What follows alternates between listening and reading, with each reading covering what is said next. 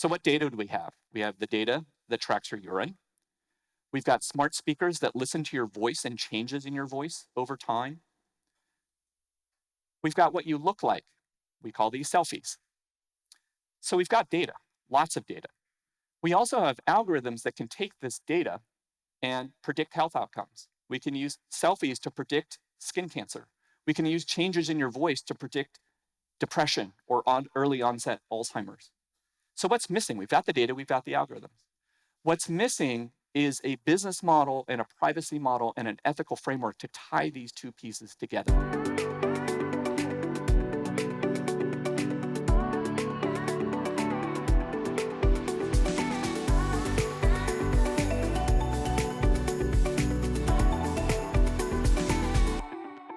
What will life look like in the 2030s? And how will we get there? What do we need to build? What social acceptance do we need? What business models do we need?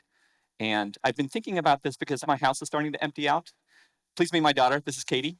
She is a high school junior, which means that when we hit the 2030s, she'll be in her late 20s, heading into her mid 30s. And so I imagined what her life might be like. And so we're going to spend a day with her. So who's ready? Let's go. Like many of us, Katie has a morning routine to get ready for her day. And she starts with this piece of technology. Now, it doesn't look like it's changed much, but like most other things in her house, this has become a smart toilet. It measures 10 properties of her urine, including glucose, and it looks for health problems before they become actual health problems. After she's done here, she's training for the marathon, so she's ready for her run. Sorry, even in the 2030s, there is no train for a marathon pill that you can buy, so she has to log her miles. So she slips on her exercise gear. This shirt is made out of spider silk, engineered by DNA. It's got sensors and actuators right in it. So the sensors pick up her health stats like temperature and EKG and heart rate. And it's got actuators so it can bump her on the wrists, right? Turn left, turn right, slow down. While she is out running, the room is reconfiguring itself. As more and more of us crowd into the world's cities, we need to be smarter about the space that we use. And so while she's out running, the room is reconfiguring itself from sleep mode to eat mode. It's also got change mode, work mode, and party mode. We'll see party mode later. Now Katie is back from her run, and she's ready for breakfast. This meal is personalized specifically for her. It understands her genetic makeup as well as the makeup of her microbiome. So it knows exactly how much lactose her body can break down. It's also tailored specifically for her training regimen. So when you're training for a marathon, you need more protein. The amount of carbs that you need depends on how many miles you're running that day. And you need a baseline amount of iron to make sure you're carrying enough oxygen in your blood. So we take her workout plan and her health stats and we send them to the kitchens who are going to build meals specifically for her. Once they've built the meals, they'll deliver them to her autonomously via delivery robot. And we're going to use kitchen robots inside the kitchens to keep the cost of all this personalization down. Now, one intriguing place where she could get protein, because she needs protein, she's training for the marathon, is with something called cultured meats, meats that we're going to grow in a bioreactor. I'll have more to say about that later. All right, after breakfast, Katie is ready to pick a look. And she does that in conjunction with her smart mirror. Actually, the smart mirror is going to help her to pick two looks, a physical world look, that's hair, makeup, clothes, as well as a virtual world look. As Katie spends more and more time in virtual meetings, the way her avatar look has become as important as her physical world look. So the mirror can preview both the avatar look and the physical world look, and she can swipe through a couple options and select the look that she wants. The last piece of her wardrobe, augmented reality contact lenses. So we'll have tiny projectors and cameras built into contact lenses that she can just pop into her eyes, and they'll work in conjunction with nearby computers to basically give her a heads-up display on the real world. As people come into her field of view, she'll get reminded about their names and the last time that she had contact with them. All right, so now Katie is fueled up and ready to go to work. Now, she doesn't go to an office. She's going to a bunch of virtual meetings, but we'll join her there. She's got a big day at work today. She works in sales. Yes, there are still salespeople in the 2030s. And they've been preparing for a big sales call. Now, Katie works at a company called Influencers, Inc. And what they do is they build products for influencers to sell to their fans. So think of it as an entire supply chain that can get behind somebody who's becoming popular on social media. So Katie starts her day with a smart coach. So today, if you are a CEO or a five-star general or maybe director of the CIA, you probably have a chief of staff who will follow you around to all of your meetings and help you be the best you. Katie's chief of staff is software. It listens to every meeting that she has and gives her real-time feedback. So for instance, her smart coach will listen to her meetings and say, hey, you might have wanted to ask a question in that situation instead of stating an opinion. Smart coach is also listening to the entire call so that it can automatically extract action items and block calendar slots for them. Now, when those calendar slots get booked depends on what kind of action it is, when it's due, and how important it is. Smart Coach knows things like, hey, Katie is a morning person. And if you're a morning person, you're best off doing your focused analytical work in the morning and your creative work in the afternoon. But if you're a night owl like my wife, it's actually reversed. You're best off doing your creative work in the morning and your analytical work in the afternoon. Smart Coach knows all this and can block all the right slots on your calendar. Okay, so as I mentioned, Katie's been preparing for a big sales call. The team has been preparing by doing a bunch of customer research and product development.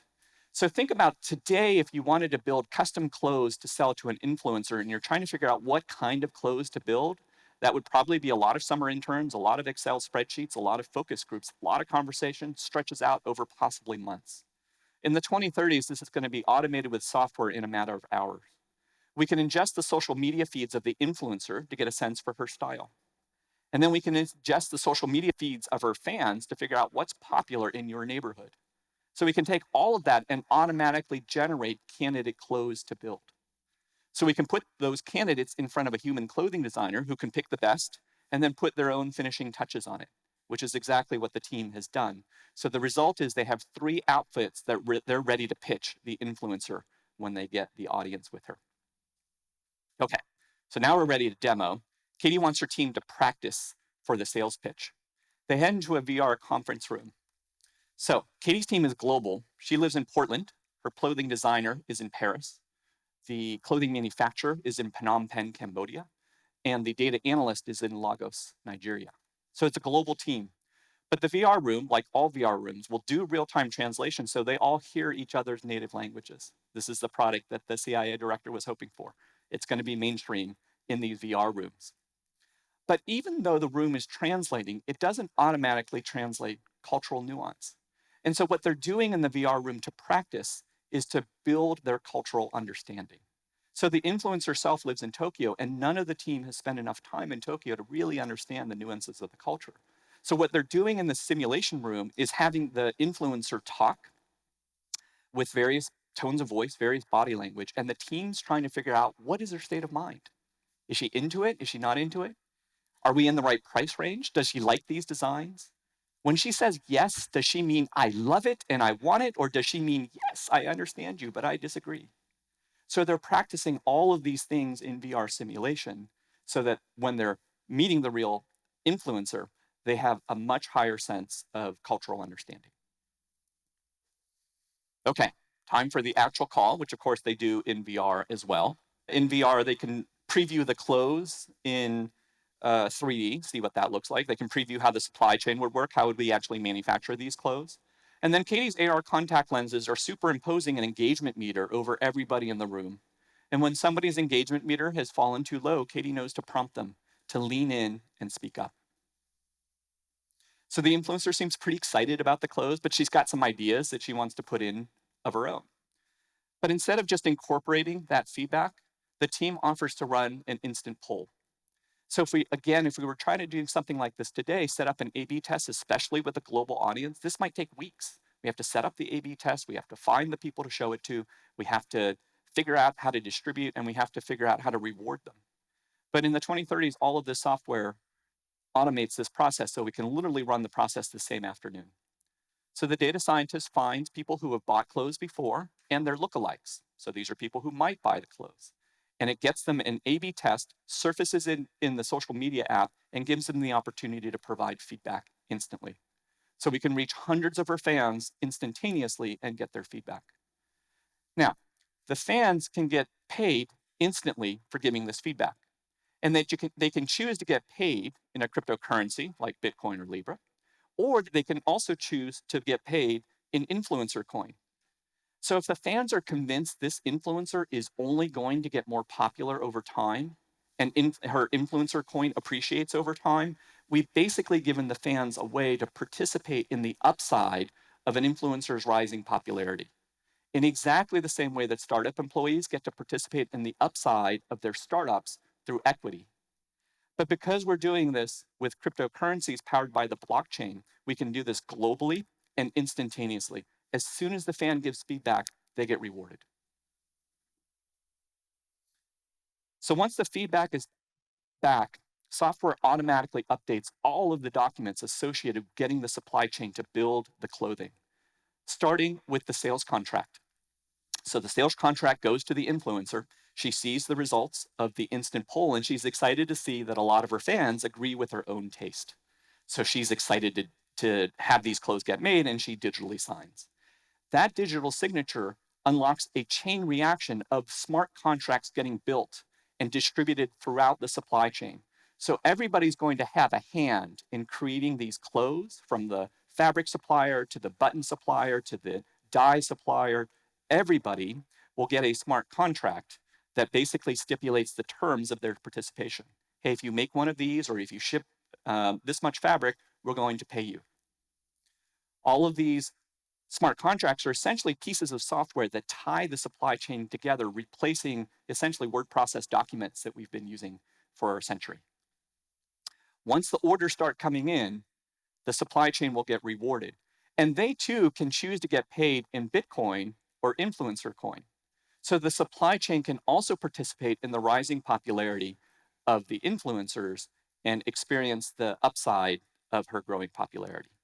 All right, Katie's excited. She's closed a new influencer. She's super excited to make these clothes, and she's going to celebrate with her favorite activity, which is drone racing. So she heads to the mall. With the new style of entertainment, audience participation is woven into the game itself. So as the fans cheer for their favorite pilots, how loud they cheer and how coordinated their cheering are determines whether, as the pilots fly their drones through the obstacle rings, whether they get a double or triple point bonus. So your participation in the live event is influencing the way the game unfolds. Katie's super excited because her pilot, Wonder Woman, has come in second. And because she's such a high finisher, when Katie logs into the drone racing game on her phone, her drone will have new capabilities and a new look. Again, integrating online and offline play. Katie's helping a friend move over the weekend, and so she needs to get fitted for an exoskeleton that will help her move bigger and bulkier items. She's looking forward to getting the help, and she goes to the store to get calibrated and comfortable with the controls. When she's ready, she schedules the suit to be delivered to her friend's house when it's time to move on Saturday morning. And then Katie's ready to come home. It's been a long day. So she summons an autopod. Her city, Portland, has recently replaced their light rail system with a autonomously summoned mass transit system. So you can summon a ride just like on a lift. You get into a private 1 or 2 person pod that's half the width of a normal car. And it turns out that if you do the math, packetizing mass transit in this fashion is an excellent idea, just like packetizing data for the internet was. You can actually move more people from point A to point B, even during rush hour, in these private 1 and 2 passenger pods compared to big long trains. All right, now Katie is back home and ready for some sleep. But before bedtime, she's got 1 shopping errand and 2 important connections to make. So last shopping errand, Katie offered to host the after move party at her place. And so she needs to rent some furniture. And in particular, she needs a cocktail bar. This is not something that normally lives inside her house. So she's going to get one delivered for the weekend. She fires up her AR shopping app to see what's available. The AR contact lenses render exactly what the furniture will look like in her space. So she knows if it'll fit and if she likes the look and feel. So she scrolls through some of the options and settles on one that she likes. And that'll get delivered for the move party. All right, 2 important connections for her to make. First is with her pet kitty. So sadly, Kitty's been having a little tummy troubles. And as soon as the AR contact lenses see Kitty, they remind Katie that Kitty needs her antibiotics. She's on day 5 of a 10-day course, and that'll remind Katie to put the antibiotics in with her food. You notice the kitty glows in the dark. This is a CRISPR engineered pet. And this is awesome because when Kitty needs her antibiotics, like the non-glow in the dark kitty was very good at hiding. So now there's no more hiding for Kitty. She glows in the dark thanks to jellyfish genes that produce a protein called the green fluorescent protein and is now integrated in with the cat. Yay, Kitty, no more hiding. All right, one more important connection. So my father-in-law lives in San Francisco and he loves living independently. But lately he's been having trouble as he ages doing some things like getting out of the couch or bending over to pick up a box. So he's recently got himself a robotic tail inspired by a seahorse that knows what he's trying to do and automatically counterbalances to make it easier for him to do all of those things. Get up and down stairs, pick up boxes, get out of the sofa. And look, I know this thing looks really weird, but if it was my choice between weird looking and being able to live independently for a few years longer, I know which choice I'd make. So the tail needs to be calibrated every few weeks. And my mother-in-law has gone to visit our sister, so she's not there to calibrate it for him. Calibration involves changing the counterweights in each of the vertebrae. So Katie offers to do it for her. A lot of us help our parents digitally today by logging on to their laptops and helping them with Gmail problems, right? With remote desktop. Katie does that with remote robotic arms. The kitchen robot that's in Dad's kitchen has a remote control mode. So Katie can dial in and basically control the arms. Because the robot was programmed to make food and not calibrate tails, Katie needs to do it by hand, and she's glad to be able to do it. I love the fact that she can connect with my father-in-law this way, and he loves being able to live independently for a few years longer. All right, last thing to do before Katie, in her very full day, gets to sleep. She's been having these incredibly vivid dreams where people are wearing awesome outfits.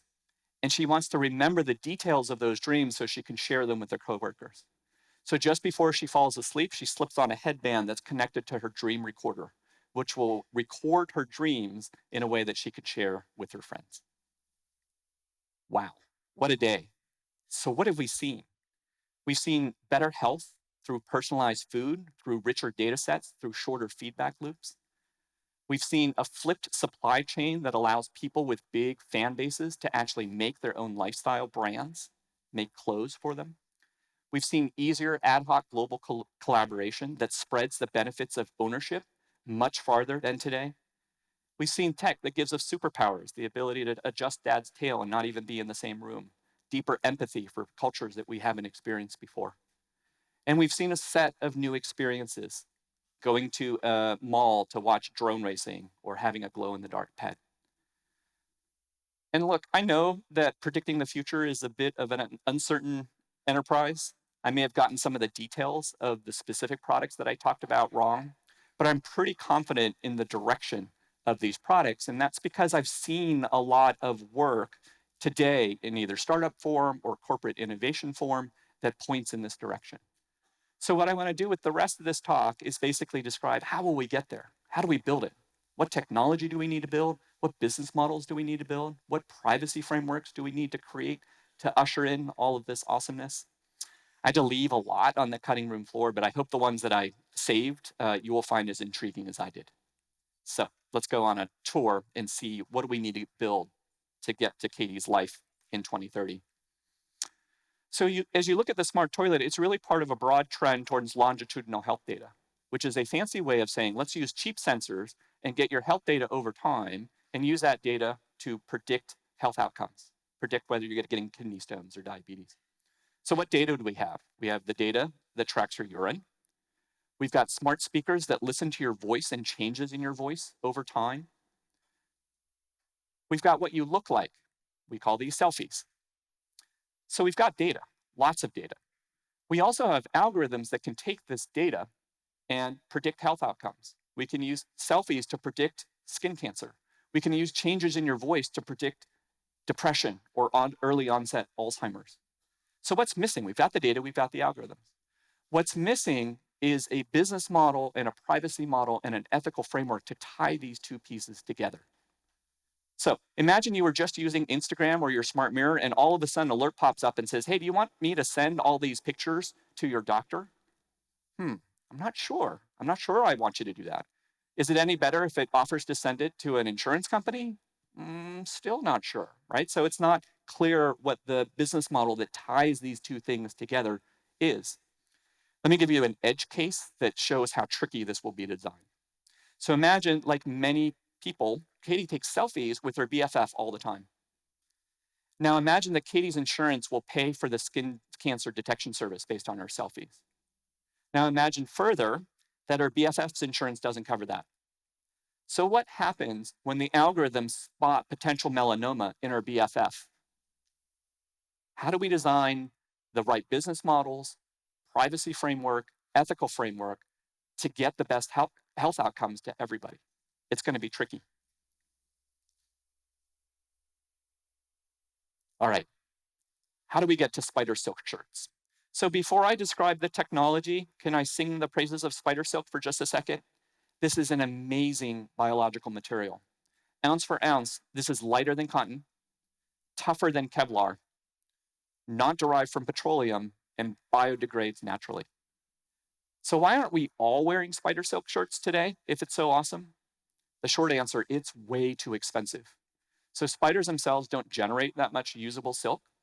And then you can't really farm it because if you put enough spiders together close enough to each other, they will definitely start eating each other.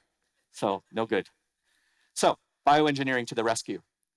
Using techniques we've recently discovered like CRISPR, we can copy and paste DNA that codes for spider silk proteins and stick them inside E. coli and turn E. coli into a factory to build the materials that we want. Until very recently, a problem we had with this approach is if you look at the DNA sequences that code for spider silk proteins, they're very long and repetitive. So if you just do a copy and paste of that long repetitive sequence and then stick it inside E. coli will break the sequences down and you won't get the proteins you want. Recently, a team at the Washington University in St. Louis figured out a way to recode the DNA into shorter sequences and in a way that E. coli won't reject it. So they literally have E. coli producing spider silk proteins that when combined with other ingredients make spider silk fabric. This is a perfect illustration of where we are with bioengineering today. We've discovered the basic techniques like copy and paste DNA. And what we're now working on is the higher level engineering design principles that allow you to do things cost effectively that nature wouldn't do. So we could get spider silk without building spider farms. All right, how do we get to robotic furniture? Actually, no technology breakthrough needed at all. You can actually go buy this today if you wanted. So we know how to make robotic furniture. But this does illustrate a challenge that we will have, which is our homes are turning into data centers. Martine and David both talked about this problem in that you probably have 10 going to 20, maybe going to 100 IoT devices in your house, each of which wants software updates. So I'm guessing most of us do not want a second full-time job as a data center engineer just managing this fleet of software and equipment that we have in our house. And so we're going to need a breakthrough in usability design that makes the experience of upgrading software for all of the devices in our house, every light bulb, every plug, every shirt, so that we're not getting prompted all the time. And we're definitely not there today. You probably have 10 devices that are all prompting you for software updates. That's not going to work when we get to hundreds of devices in the house. All right, how do we build customized foods? And in particular, how do we get to the protein in these meals? So one super intriguing possibility for where the protein comes from is what's called lab grown or engineered or slaughter-free meats. So here's the basic idea. We take a tissue sample from a pig or a cow, we harvest its stem cells, and we put those stem cells in a bioreactor, in a nutrient bath where when cells are in a healthy environment, they'll do what cells do, they'll multiply. If we can do that, we have this intriguing possibility that we could literally grow the meat that we want without raising and slaughtering an animal. Growing meat in this way in a bioreactor instead of on the field would have several advantages. One, it's definitely better for the environment. So, little known fact about global warming, climate change, is that 17% of all greenhouse gas emissions are caused by cows burping and farting. 17%. So if we could actually not grow cows, but still get hamburgers, it'd be better for the environment. Obviously, it's better for the animal. And the jury's still out on this, but we suspect that it would be better for us. I suspect that it's easier to keep this supply chain cleaner than it is if you think about raising a cow, managing a slaughterhouse, and managing the cold chain all the way through to your refrigerator. So this would be great. So if we could do this, what should we do with it? Probably what we should do with it is start with the species that are under the most pressure today, right? So think of the overfished Pacific bluefin tuna. Everybody loves sashimi, turned into a global thing. As a result, we're overfishing the tuna. So why don't we grow it instead of fishing it? All right, how do we build a smart contact? Well, it turns out that the VR supply chain has already done a great job of shrinking projectors and cameras into very, very small form factors. So the questions here are, can we shrink it even smaller? And can we shrink it into a form that we could embed it into a transparent, flexible material, like what contact lenses are made out of? And then can we get them high resolution enough so that even though they're tiny and embedded in a contact lens, we see full color text and images? And then if we can do all that, how do we get power and data to it?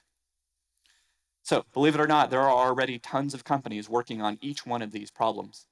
There's a Silicon Valley startup called Mojo Vision that demonstrated one piece of this puzzle, and that is the high resolution tiny projector. So made out of micro LEDs, this thing is 0.5 millimeter across and has a pixel density of 14,000 pixels per inch. The latest, greatest iPhone clocks in as just under 500. So this thing has 30, 40 times the pixel density of the latest, greatest iPhone and is 0.5 millimeter wide. So the way to visualize that, it's like 1/10 of the size of one of the black dots on a ladybug. So now we've gotten it small enough and probably pixel dense enough. Now we're on to the other problems. Can we put it into a contact lens? Can we get it power and data? So incredible engineering going into packaging all of these components in contact lens form. I think I have a confession, which is to say, like, once we build all this intergalactically awesome technology, the thing I'm going to use it for is to remember your name, because I can't remember anybody's name. I've already forgotten your name. So sorry. This will be awesome. Okay, AR contact lenses. All right, how do we build a smart coach? If you think about what we want out of a smart coach that we're not getting from Alexa today, it's the ability to understand us much better and answer much higher level questions. So instead of answering, what's the weather, we want, how could I have been more effective in that last meeting? So here's an observation. There is already an analog device, weighs about 3 pounds, draws about 20 watts of power, that can answer those questions already. And it can answer those questions despite the fact that it has enormous handicaps compared to modern computers. Its components are 1,000,000 times slower, and it has a terrible memory subsystem. So that device is our brain. So the possibility is that we can build things that are more explicitly brain-like to get to the smart coach. Now, it's certainly possible that we can get to the smart coach on our current trajectory, which is more data fed to better machine learning algorithms, but this might be a shortcut. On the hardware side, this is called a neuromorphic chip, and it basically explicitly models the brain. What's happening in your brain is neurons are connecting to other neurons and adjusting their weights over time based on stimulus. That's what these neuromorphic computers do on the inside too. So instead of using logic gates and zeros and ones, they have connections with neurons that have different strengths over time. So from a hardware point of view, we might be able to build a more brain-like computer. Now on the software side, we also have a lot to learn from brains, even some teeny brains that are young and relatively underdeveloped. So I want you to watch this cognitive psychology experiment on a toddler. And what you'll see is Felix in the upper right corner in the red sweater. He's the experimenter. He's going to try to complete a task and watch what happens. He's trying to hang the clothes. And then, oops, he drops the clothespin. He's like, and the baby reaches over and hands the clothespin back for him. So if I were to write the Twitter caption for this video, I would say, humanity for the win. Because, like, look at what this 1-year-old baby has done. No prior training, has never been an experience like this. And yet he's figured out that Felix has a problem and is going to need the clothespin to solve his problem.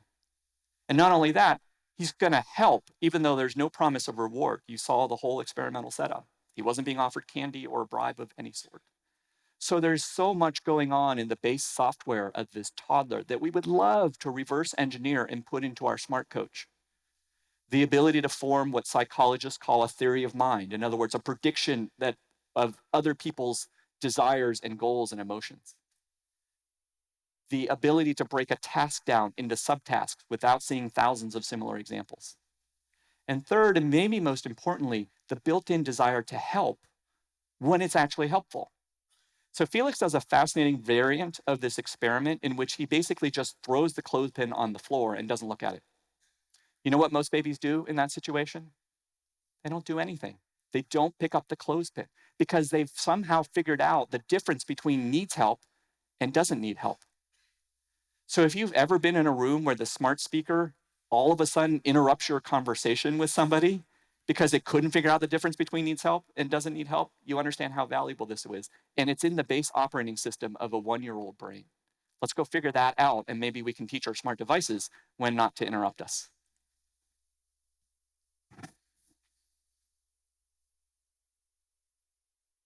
All right, the Autopod. I'm ready to ride the Autopod. It turns out that most of the technology that we need to build the Autopod already exists because it's a subset of what we need to build for self-driving cars.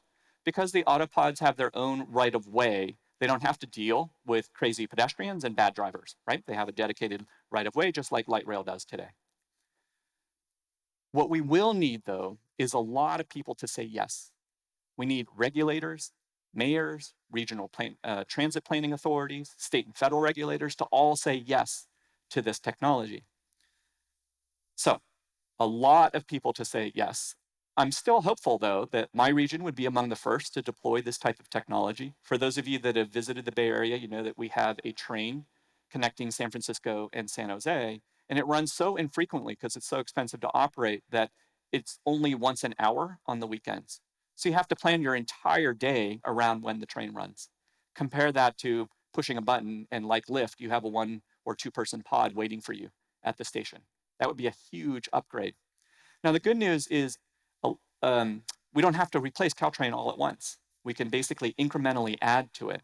So my humble proposal is we start with the link between the San Jose airport and the San Jose Caltrain station, which is currently served by a bus.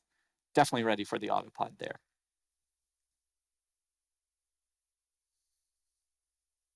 All right, we're still doing a lot of shopping in the 2030s, mostly online, of course. And so one thing that's needed is we need something called post-quantum cryptography. And the reason we need this is because you might have read Google's recent announcement that they have a quantum computer that has achieved quantum supremacy. In other words, this quantum computer can do things that a normal computer might take 10,000 years to do. One of the things that people have been itching for quantum computers to do is brute force attack the encryption keys that protect all of our messages and credit card numbers today. So we're on the hunt for new algorithms that will withstand brute force attacks against crypto algorithms. The good news is that a worldwide community of cryptographers has been working hard on this problem.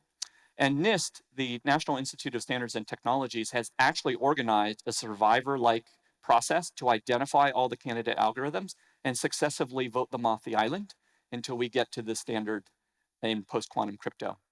They've been running this process since 2015, and we're already in the second round of votes. We've gone from 59 candidates to 26, and the hope is that we'll standardize sometime in the mid-2020s, so we can all continue to shop online, even when there are quantum computers that can brute force the encryption keys we currently use. So the last technology I want to talk about is admittedly the most speculative and potentially furthest out of all the products that I talked about, and that's the Dream Recorder. But I want to share 2 amazing research projects that demonstrate we're on our way. We have a path forward. If you're going to record dreams, you need 2 things. You need to interpret brain signals, the brain's electrical activities, and turn that into audio and video. So let's take each of them in turn. So researchers at Columbia, led by Nima Mezgarani, have literally turned brainwaves into speech. So here's what they did. They found epilepsy patients that were already getting brain surgery. So we had the skull open. They inserted probes into the brain to capture brain activity, and they had people listen to people talking. They used the brainwaves that resulted and trained a voice synthesizer. It's exactly the same thing that's in Alexa today. So we're going to listen to this interpretation. So before I hit play, let me just say, look, this is the very first start of it.